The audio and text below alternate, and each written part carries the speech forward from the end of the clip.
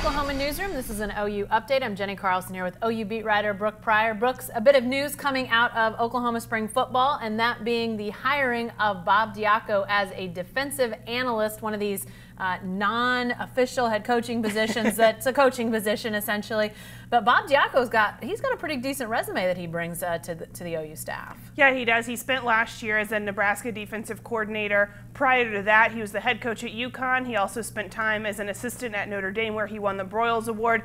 So this is a guy that, you may not see on the sideline. He's very much going to be in a behind-the-scenes position, but he brings a wealth of experience. So now there's 3 former head coaches on the defensive side of the ball with Mike Stoops, Ruffin McNeil, and now Bob Diaco. So you can tell that even though the 10th assistant hire went to the offensive side of the ball, Lincoln Riley has put a priority on beefing up the defense with this hire. So maybe, you won't see him during the game calling plays, making decisions there, but he's going to work to kind of implement some steps and be a big picture guy on the defensive side of the ball. A lot of these analyst jobs are filled by either coaches who are on their way up or coaches who are sort of in the middle. They've maybe been fired, let go, caught up in a round of whatever. Bob Diaco kind of fits that latter, obviously, as a guy who's had great experience. So what can we expect that Lincoln Riley might want from him? I mean, obviously there are things that he can and can't do as far as being on the field and those sorts of things. But what kind of work could he do for the Sooners behind the scenes? I think the biggest thing that Lincoln Riley kept saying yesterday is a big picture guy. So whether that's doing a whole lot of film review and tape and looking at saying,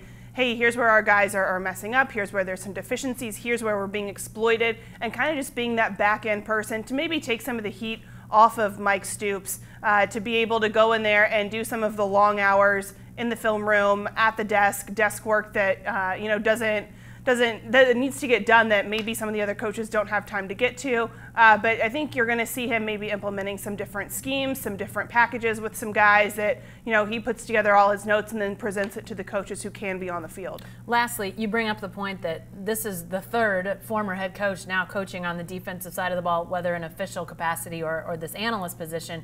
I know a lot of people have raised questions about Mike Stoops' longevity. Does this just kind of continue to add to that narrative as Lincoln Riley brings guys in who could potentially step into that defensive coordinator spot? He's been very, he's stood behind Mike Stoops, but it seems like this would be another red flag to some people out there. It could be a red flag, but at the same time, I think it's going to help Mike Stoops in the long run. Maybe it doesn't preserve his job for 5-10 years down the road. It may not preserve it for 2 years, but also at the same time, how much longer does Mike Stoops really want to coach? You have to think that the last couple seasons have really taken a toll on him. His brother just retired. So if that's on his radar, it helps Lincoln Riley to have this plan of succession. I don't think that it's going to be Ruffin McNeil taking over, but now it could be Bob Diaco. And so I think it helps OU to kind of have this plan in order, and it helps Mike Stoops to know that if he needs help, if he needs anything this season, he's got some other people to bounce ideas off of, and if he wants to leave, he can leave, and it doesn't put OU in a bad position.